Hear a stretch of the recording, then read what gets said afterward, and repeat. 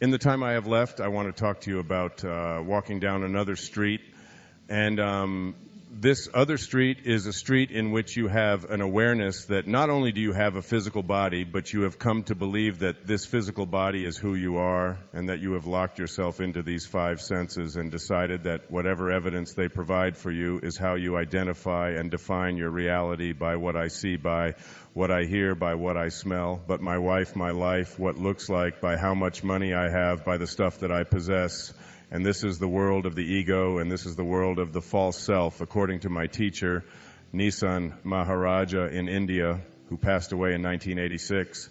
The false self is the ego. The ego is the part of us that has come to believe that who I am is defined by these six things. Who I am is what I have. And so we spend a big hunk of our life attempting to get as much stuff as we possibly can. The Tao teaches something very different. Let go of everything you have. When I moved to Maui in 2005 full-time, I gave up everything that I owned, everything, 20,000 books, all of my photographs, records of every description of furniture, all the things in the house, all my clothing, shoes. It was all donated to people who lived on the underneath a bypass in Florida, and let go of all of it. So the ego teaches us you are what you have. The Tao teaches us let go of everything that you had, do less, and accomplish more. One of Lao Tzu's most famous observations was, I do nothing and leave nothing undone. My son has taken to becoming a spiritual Taoist. Every time I tell him to do something, he says I do nothing and I leave nothing undone, but there's much wisdom in that. I could go on into that. The second thing that the ego teaches us is that who I am is not only what I have, but who I am is what I do, what I accomplish. And so we spend a big hunk of our lives believing that the way that we become, quote, successful, happy, fulfilled, self-actualized, whatever it might be, is on the basis of what I accomplish, what my resume looks like, how many promotions I get. And so we send our children off to school and we ask them to learn to identify themselves on how much they get and what they accomplish.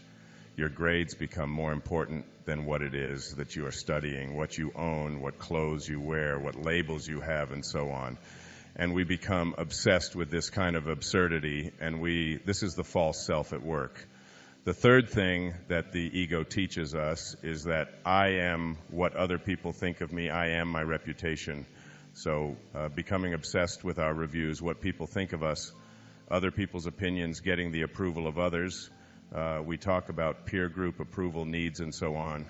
I have 8 children that aren't concerned about those things. They were never raised with that kind of mentality.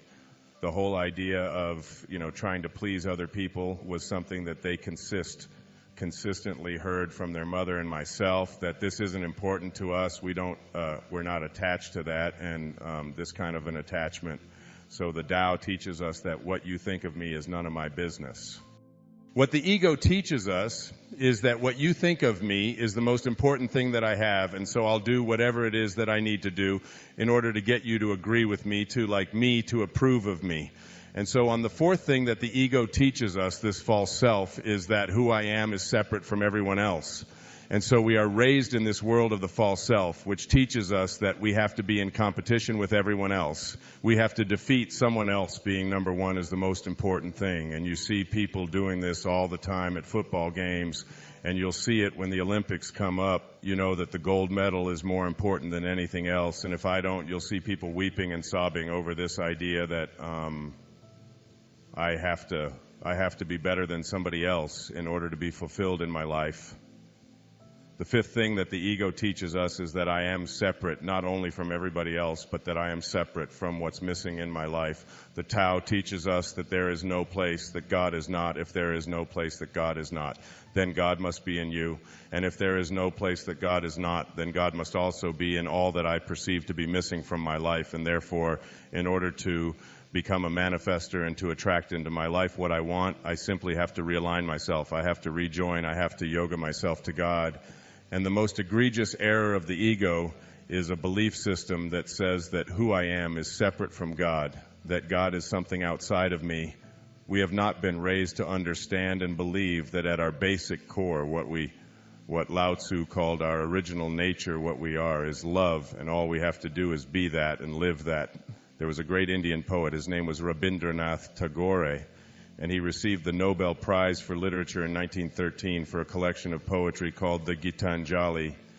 And in that poem, that long poem, 90-some verses, one of those verses says this. He's speaking of the ego. He said, "I went out alone on my way to my tryst, but who is this me? In the dark, I step aside to avoid his presence, but I escape him not. He makes the dust rise from the earth with his swagger. He adds his loud voice to every word I utter. He is my own little self, my Lord. He knows no shame, but I am ashamed to come to thy door in his company." That's a great poet, and that's a great piece of truth, that in order to get to this place I speak about, that Maslow spoke to me about and trained me to think about, called self-actualization, is that we have to stop evaluating who we are on the basis of those ego identifiers and instead begin to see ourselves as divine love. It seems to me that I have always known this. I came into this world knowing that you become what you think about, whether you want it or not. I was really very blessed. I lived in an orphanage until I was 10, in a series of foster homes with my older brother, but he was sick quite a bit. He was very anemic, and I just had to help him. I can remember when I lived down in Mount Clemens, Michigan, with a lady. Her name was Mrs. Scarf, and she had a lot of children would come and go from there. And I was in a foster home because the circumstances at that time were such that my father had walked out on his family, and I was born in the Depression, and there was no welfare and things like that in those days. So people just helped each other out. My mother was working as a candy girl in Detroit, on the east side of Detroit, earning $17 a week, and she just didn't have the money and wasn't able to provide for her children. So we lived out at this one particular place, and I can remember whenever a new student, a new child would come to the house, they would say, "Go find Wayne me." And I would be out in the back. They had orchards there, and this was no hardship. This was not a difficult thing for me. This was a great blessing, I think, in my life. These go earliest days, and I remember a girl named Martha came, and they were dropping her off for basically the same reasons that we were dropped off there, and they said, "Go find Wayne," and I came and I started talking to her. And she was crying, and she was all upset, and she was sad, and I was trying to convince her that she didn't have to be sad. That this was, I remember saying to her, "This is a great place. There are no parents here. You can do pretty much anything that you want. I mean, you've got a lot of freedom, and we're going to have a great time." And I can remember being in school, at the public school. I remember the teachers, one time we were out on the playground, and all the kids were all upset. Then I said, "What's wrong?" And they said, "Well, that teacher said this is the worst class that she ever had." And she was so all upset, and she was angry, and she was hurting. And I said, "Well, why would you allow her opinion to have you feel like that? And this is her hardest day." And I can remember talking to other people about all you have to do is change the way you think, and it goes from being a miserable experience or tough experience or hard experience to one that you can do anything that you want with. My mother got our family all back together again when I was 9, almost 10 years old. I can remember her telling me what it was like when I was just a baby, when I was just like an infant, that I was the one child that could make everybody else laugh at times. He said one day, we were waiting for a bus one time before I went into the orphanage, and she said a car came by, and it was in Detroit. And there was all this slush, and everybody had dirt on them and dirty snow, and we're laying in the ground, and everybody was crying. And she said, "You were upset and mad because our clothes were wet," and so on. And she said, "You just stood up and said, 'This is great. Isn't this wonderful? Look, we don't have to do this. We can turn back home and do something else.'" You see, just turning it into something positive. It's like the ability to be able to do something good regardless of the negativity. That was something. I can't remember a time in my life when I didn't know that if I really want to work on how I thought, that things just didn't have to be bad. I was the richest kid in the orphanage. I've talked about that many times in my lectures, that a snowstorm was a time we had snow shovels at home, and one of them had at the edges all curled up from hitting the curves, and you couldn't make any money with that one. So the other one, when it snowed, I would go downstairs and I would take the snow shovel and I would put it under my bed, and I sleep with it right with me so that nobody else would get it. And I would get up before everybody else got up, and I would go out and I would just shovel everybody else's snow. And then later on, and I just go knock on the door and just tell them that I shoveled their walk, and some would say thank you and some would give me a dime, which doesn't sound like much, but that's $3,000 in today's money. When I found out that soda pop bottles, for example, were 2 cents each, that if you took them back, you could get 2 cents back. That was just like one of the great awakenings in my life, because I would follow people around who are drinking the Coca-Cola and say, "You almost done with that?" then I collected the empty ones to make some money. It was just always easy to change, and all the other kids would be not having any money and complaining about not being able to have an abundance or be able to have some level of being able to buy themselves just a little donut or a Pepsi Cola or something. They couldn't figure it out, and it always seemed so easy to me that all you had to do was just look around and see the opportunities in anything. I just did it. It felt like suspicious in the beginning when looking at things in life as bad, but then I had the feeling that, hey, you know what you can take advantage of by changing the scenario, running in my mind by telling myself good things will happen. And it had nothing to do with whether there are opportunities there. There always are opportunities. I mean, I'm 67 years old. I have never, ever been unemployed, or even you can't even deal with the concept of unemployment. But it isn't that I've had no job. I've always had more jobs than ever. And it isn't because I've been through all good economic times. There's been some pretty sour economic times over the last 50 years or so. I have never known how to think any other way than if you change the way you think about things, you can create whatever it is you want for yourself in your life. It's just a simple knowing. I mean, I've made a living talking about it. I've written lots of books about it and so on, but I have always lived it, practiced it, and I still do it today.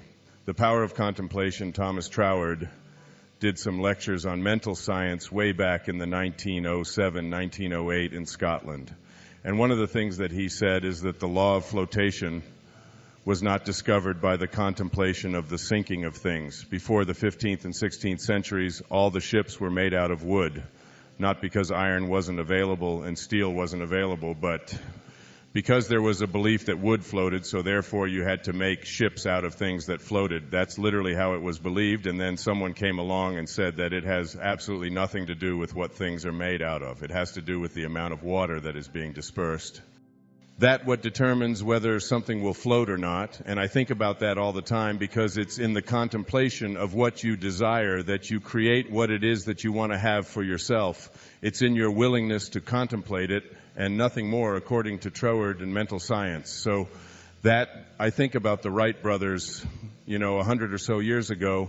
It's like I said, the law of flying was not discovered by the contemplation of the staying on the ground of things. So that these were two people for me to figure out how to get an airplane by my limited knowledge of all that I would probably have contemplated to stay on the ground of things. But there's somebody came along and contemplated the idea that if you get enough speed going and you have the right design and you get pressure underneath something like this thing is going to lift up off the head. Somebody had to contemplate that idea, and everybody who contemplated that it wasn't possible, that it couldn't work, was a part of why flying didn't take place, because there was no new law discovered in the early part of the 20th century. Electricity was discovered by Thomas Edison. I mean, the ability to have electricity has always been there. Somebody has to contemplate. So it's like in your own personal life, your willingness to contemplate yourself as a person who is capable of attracting into your life what you want. See yourself in the good that you desire, having the kind of relationships that you want, being able to have abundance where scarcity always exists. All you have to do is begin the process by being willing to contemplate the presence of that in your life, the willingness to train yourself, your mind, to think positively, to bring about the wished results. And I've always been a person that I can remember throughout my life as someone who could contemplate myself being able to do things that most people couldn't. I can give you a good example. When I was little, when my mother got us all back together, and we were living in Detroit, and we got a new TV set. It was black and white. And there was a guy that was on TV. His name was Steve Allen, and he was on The Tonight Show, and I was 11, 12, 13 years old. And I used to stay up every night and watch The Tonight Show. Even though I went to go to school the next day, it was just something about that show and the characters and all the things that Steve Allen would do, and I would come down when I would be talking the next day. And I would be telling my mother and my two brothers that when I do The Tonight Show, this is what I would say. I wouldn't have said that.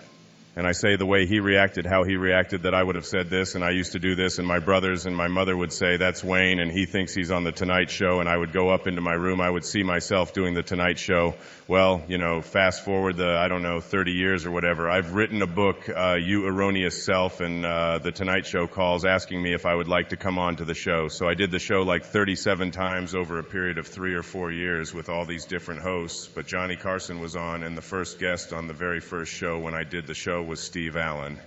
And it's like something clicked in me that I had contemplated, that as a child I had always had a knowing, and I can remember sitting there talking to Johnny about this thing, that Steve Allen was sitting there right next to me, and we were talking about that. By putting my attention on somebody, I wasn't some deliberate thing that I was doing when I was 11 or 12 years old that was designating that I was going to be a person who was going to be appearing on talk shows 30 years from now. It was just an awareness and a willingness to contemplate myself in that kind of a place. And I think the power of contemplation is the thing that most people haven't harnessed yet. And when you harness it in your life, there's absolutely no limit to what you can attract into your life.